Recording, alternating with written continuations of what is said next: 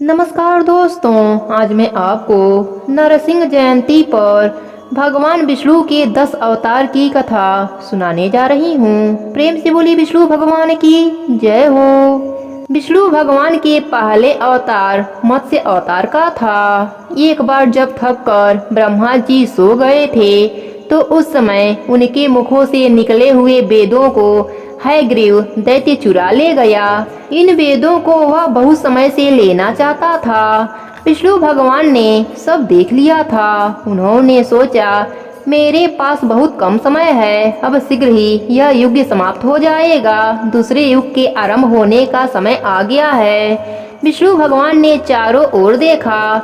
जब उनकी दृष्टि पृथ्वी पर पड़ी तो उन्होंने देखा कि राजा सत्यव्रत नदी में स्नान कर रहे हैं और हाथ में पानी लेकर प्रार्थना कर रहे हैं। उसी समय विष्णु भगवान ने तय किया कि वह मछली के रूप में अवतार लेंगे। राजा सत्यव्रत ने फिर से हाथ में पानी लिया तो पानी के साथ उनके हाथ में एक छोटी सी मछली भी आ गई। उन्होंने सोचा कि तुरंत ही इस मछली को वापस पानी में डाल देना चाहिए, अन्यथा यह मर जाएगी। जैसे ही राजा मछली को पानी में डालने को तैयार हुए, मछली अचानक बोली, पानी के बड़े बड़े जीव जंतु मुझे खा जाएंगे, कृपा करके मुझे अपने घर ले चलिए। राजा सत्यव्रत मछली का बोलना सुनकर बहुत हैरान हो गए। उन्होंने उसको घर ले जाने का निश्चय किया और मछली को अपने कमंडल में डाल दिया। जब वे घर पहुँचे तो उन्होंने पाया कि वह मछली बड़ी हो गई है। उन्होंने उसको एक बड़े बर्तन में डाल दिया। वह मछली लगातार बड़ी होती जा रही थी, इसलिए राजा ने उसको तालाब में डाल दिया, परंतु उस मछली का बढ़ना नहीं रुका। तब राजा ने सोचा कि यह साधारण मछली नहीं हो सकती, यह भगवान का रूप ही होगी। अतः राजा ने पूछा, भगवान आपने किस कारण से यह रूप धारण किया है? भगवान ने उत्तर दिया, आज से 7वें दिन सारी पृथ्वी में समुद्र और तालाबों का पानी भर जाएगा, चारों ओर पानी ही पानी हो जाएगा, प्रलय आ जाएगी, लेकिन तुम बच जाओगे। मेरी प्रेरणा से तुम्हारे पास एक बड़ी नाव आएगी, उसमें तुम सप्त ऋषियों को, वासुकी नाग को, कुछ जानवरों और चिड़ियों को लेकर चढ़ जाना। इतना कहकर वह मछली यानी मत्स्य भगवान समुद्र के पानी में चले गए। वहां जाकर उन्होंने हयग्रीव राक्षस को खोजा और उसे मारकर उससे वेद छीनकर ब्रह्मा जी को दे दिए। 7 दिन के बाद ऋषियों ने देखा कि एक नाव उनकी ओर आ रही है। वे सब नाव में चढ़ गए। फिर उन्होंने देखा कि एक बहुत बड़ी मछली उनकी ओर आ रही है, जिसके सिर पर एक सींग भी है। मछली ने कहा, वासुकी नाग को मेरे सींग में बांध दो और मैं तुमको दूसरे युग में ले जाऊंगा। इस प्रकार मत्स्य अवतार समाप्त हुआ और नाव में सवार सारे लोगों ने दूसरे युग में प्रवेश किया। प्रेम से बोले विष्णु भगवान की जय हो। भगवान विष्णु का दूसरा अवतार कूर्म अवतार का था। दुर्वासा ऋषि को एक अत्यंत सुगंधित माला मिली। उन्होंने वह माला देवताओं के राजा इंद्र को दे दी। इंद्र ने उस माला को अपने प्रिय हाथी ऐरावत के सिर पर डाल दिया। जब ऋषि दुर्वासा ने यह देखा तो उनको बहुत क्रोध आया और उन्होंने इंद्र को श्राप दे दिया, तुम और सारे स्वर्ग के देवता दुर्बल हो जाओगे। जब देवता शक्तिहीन हो गए तो असुरों की शक्ति बढ़ गई। अब देवता लोग उनसे उतनी शक्ति से नहीं लड़ सकते थे जितनी शक्ति से पहले लड़ते थे। असुरों से परेशान होकर सारे देवता भगवान विष्णु के पास सहायता के लिए गए। भगवान ने कहा, समुद्र मंथन करो, उसमें से अमृत निकालो, उसको पीकर तुम लोग फिर से शक्तिशाली हो जाओगे। देवताओं के राजा इंद्र ने पूछा, भगवान इस काम में हमारी सहायता कौन करेगा? विष्णु भगवान ने कहा, असुर, और यदि उन्होंने अमृत पी लिया तो तीनों लोग बर्बाद हो जाएंगे। ऐसा इंद्र ने कहा। देवताओं को आश्वासन देते हुए भगवान ने कहा, मैं वचन देता हूँ कि अमृत की एक भी बूंद असुरों को नहीं मिलेगी। अब इंद्र असुर राज बलि से मिलने गए। जब इंद्र ने बलि से सहायता के लिए आग्रह किया तो बाली ने यह शर्त रखी कि यदि अमृत में से कुछ भाग उनको भी मिलेगा तो वह अवश्य सहायता करेंगे। इंद्र ने उनकी शर्त मान ली। उन लोगों ने मंदराचल पर्वत को लाकर उसकी मथानी बनाई। विष्णु भगवान की राय से बासुकी नाग की रस्सी बनाकर समुद्र मंथन किया गया। थोड़ी ही देर में देवता और असुरों ने देखा कि मंदराचल पर्वत के नीचे कोई आधार नहीं था। इस कारण वह नीचे समुद्र में डूबने लगा। तुरंत ही भगवान विष्णु ने कछुए का रूप धारण किया और पर्वत को अपनी पीठ पर ले लिया। इस प्रकार भगवान ने अमृत प्राप्त करने के लिए देवताओं और असुरों की सहायता की। प्रेम से बोलिए विष्णु भगवान की जय हो। विष्णु भगवान के तीसरे अवतार वराह अवतार का था। एक बार पृथ्वी जल में डूबी थी और प्रलय का समय था। दूसरा युग आरंभ करने के लिए पृथ्वी को जल से बाहर आना आवश्यक था। ब्रह्मा जी ने देखा कि लोगों के रहने को धरती ही नहीं है। वह इस विषय में गंभीरता से सोच ही रहे थे और विष्णु भगवान का स्मरण कर रहे थे कि अचानक उनके नाक के छेदों में से अजीब सा जंतु निकला। वह अंगूठे के बराबर एक सफेद वराह का बच्चा था। ब्रह्मा जी तुरंत समझ गए कि यह विष्णु भगवान का नया अवतार वराह है। वराह शीघ्र ही बड़ा होता गया और एक हाथी के बराबर हो गया। शीघ्र ही यह अवतार समुद्र में कूद गया और अपने थुथुन से पृथ्वी को ऊपर उठा लाया और तैरने लगा। दूसरी ओर हिरण्यकश्यप परेशान था कि देवता लोग उससे क्यों नहीं लड़ रहे हैं। वह समुद्र देवता वरुण के पास गया और उससे लड़ने को कहा, परंतु वरुण ने कहा, मैं शक्तिहीन हूँ, तुम भगवान विष्णु से क्यों नहीं लड़ते। उसी समय नारद वहां पहुंच गए। उन्होंने बताया, विष्णु भगवान वराह के भेष में पानी के भीतर हैं। वे पानी में क्यों छिपी हैं? यह कहते हुए हिरणाक्ष पानी में कूद गया और चिल्लाने लगा, ओ कायर, मुझसे लड़। हालांकि वराह भगवान चुप रहे। वे तैरते तैरते पृथ्वी को ठीक स्थान में रखना चाहते थे। एक बार अपना काम पूरा करके वे हिरणाक्ष की ओर लड़ने को मुड़े। हिरणाक्ष एक विशाल गदा लेकर वराह भगवान को मारने दौड़ा। भगवान ने वह गदा उसके हाथ से छीन लिया और अपने एक पैर से उस राक्षस को इतने जोर से मारा कि उसकी मृत्यु हो गई। एक बार फिर बुराई का अंत हो गया और वराह अवतार भी समाप्त हो गया। प्रेम से बोलिए विष्णु भगवान की जय हो। विष्णु भगवान के चौथा अवतार नरसिंह अवतार का था। हिरण्याकश्यप की मृत्यु से उसके छोटे भाई हिरण्यकश्यप को बहुत दुख हुआ। उसने विष्णु से बदला लेने के लिए घोर तपस्या की। हिरण्यकश्यप के वन में जाकर तपस्या करने का समाचार जब देवताओं को मिला तो इंद्र ने असुरों पर चढ़ाई कर दी। बहुत से असुर मारे गए और बहुत से बंदी बनाकर स्वर्ग में ले जाए गए। हिरण्यकश्यप की पत्नी कयाथु गर्भवती थी। उसको भी अन्य असुरों के साथ स्वर्ग में ले जाया गया। नारद मुनि ने जब उसको देखा तो कहा, इसको मेरे घर में सुरक्षित रख दो। इंद्र ने उनकी बात मान ली। नारद मुनि उसको अपने घर पर ले गए। वह कयाधु को भगवान के भजन और स्तुतियाँ सुनाते रहते और ज्ञान का उपदेश भी देते रहते थे। उसके गर्भ का बालक सब सुनता था। हिरण्यकश्यप की तपस्या से प्रसन्न होकर ब्रह्मा प्रकट हुए और उससे वरदान मांगने को कहा। हिरण्यकश्यप ने अमर होने का वरदान मांगा। भगवान ने यह वरदान देने को मना कर दिया। इस पर उसने कहा, मुझे ऐसा वरदान दीजिए कि मैं न तो मनुष्य के द्वारा मारा जाऊं, न ही जानवर द्वारा, किसी भी हथियार से न मारा जाऊं, न सुबह न रात को, न बाहर न घर के भीतर, न धरती में न आकाश में मारा जाऊं। ब्रह्मा ने तथास्तु यानी ऐसा ही होगा कह दिया। हिरण्यकश्यप निडर होकर फिर से अत्याचार करने लगा। उसने देवताओं को स्वर्ग से निकालकर असुरों का राज्य बना दिया। हिरण्यकश्यप का पुत्र हुआ जिसका नाम प्रहलाद था। चूँकि उसने जन्म से पहले से ही भगवान का गुणगान सुन रखा था, अतः वह भगवान विष्णु का परम भक्त बना। उसके पिता ने अपने को भगवान घोषित कर रखा था, परंतु वह उनको भगवान नहीं मानता था। उसके पिता हिरण्यकश्यप ने कहा, यदि तुम मुझे भगवान नहीं मानोगे तो मार दिए जाओगे। हालांकि प्रहलाद अडिग रहे।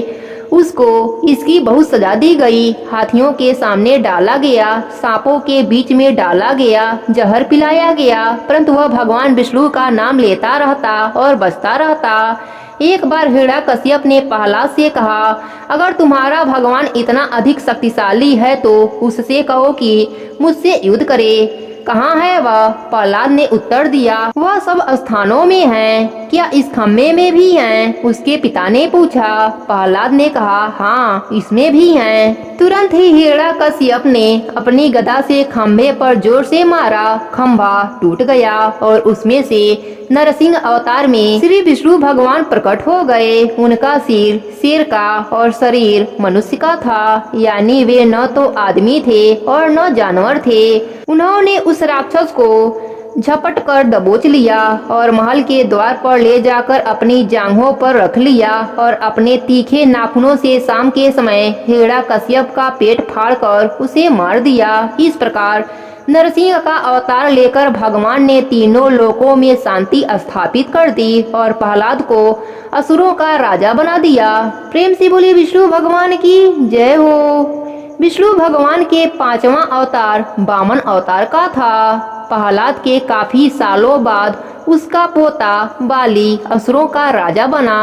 उसने देवताओं से जीतकर तीनों लोकों में अपना राज्य बना लिया। देवताओं की माँ अदिति ने 12 दिन तक विष्णु भगवान की पूजा की और उनसे प्रार्थना की, मेरे पुत्रों को उनकी शक्ति वापस मिल जाए। भगवान ने उसकी प्रार्थना सुनी और एक बौने का रूप लेकर बाली से मिलने गए। बाली उस समय एक यज्ञ कर रहा था। वामन के रूप में भगवान ने कहा, मैं भिक्षा लेने आया हूँ। बाली ने कहा, आप बहुत अच्छे समय में आए हैं, मांगिए जो कुछ भी आपकी इच्छा हो। वामन ने कहा, मुझे अपने पैरों की नाप से केवल 3 पग जगह चाहिए। बाली ने तथास्तु कह दिया। तभी उनके गुरु शुक्राचार्य ने बाली को सावधान करते हुए बताया, वामन के अवतार में स्वयं विष्णु भगवान हैं। हालांकि बाली ने कहा कि वह अपनी बात से पीछे नहीं हट सकता। वामन भगवान के पैर धोए और देखा कि उनका अवतार बढ़ता ही जा रहा है। कुछ ही क्षणों में उनका आकार पृथ्वी से आकाश तक फैल गया। अपने एक पग से उन्होंने सारी पृथ्वी नाप ली और दूसरे पग से सारा आकाश।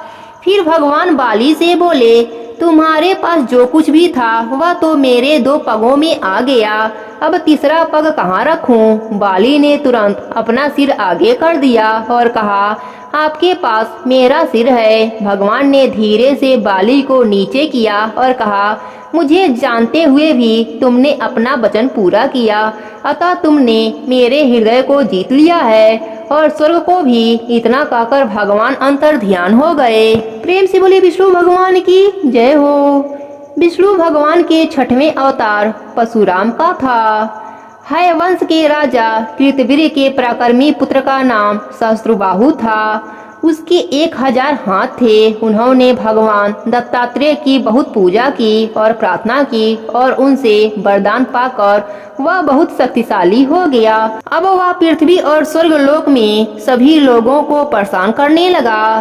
तब भगवान विष्णु ने महर्षि जमदाग्नि और उनकी पत्नी रेणुका के घर में उनके सबसे छोटे पुत्र परशुराम के रूप में जन्म लिया। परशुराम बचपन से ही अत्यंत वीर, पराक्रमी और अस्त्र शस्त्रों के ज्ञाता थे।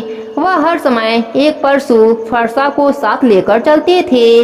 एक दिन कृतवीर्य के पुत्र सहस्त्रबाहु जमदाग्नि के आश्रम के पास से जा रहे थे तो जमदाग्नि ने उनको भोजन के लिए आमंत्रित किया। सहस्त्रबाहु ने कहा, हम बहुत लोग हैं। इस पर महर्षि ने कहा, मेरे पास कामधेनु गाय है, अतः कोई चिंता की बात नहीं है। तुरंत ही कामधेनु ने सबके लिए बहुत सारा भोजन दे दिया। सहस्त्रबाहु ने यह देखा तो उसने वह गाय अपने पास रख लेने का निश्चय कर लिया। वह यही सोचकर आश्रम से चला गया और उसकी आज्ञा पाकर उसके सैनिक बलपूर्वक कामधेनु गाय और उसके बछड़े को छीन ले गए। जब परशुराम को इस बात का पता लगा तो वह अत्यंत क्रोधित होकर सहस्त्रबाहु के महल पहुंच गए। दोनों में भीषण युद्ध हुआ। परशुराम ने उसके सारे सैनिकों सहित सहस्त्रबाहु को भी अपने परशु से मार गिराया।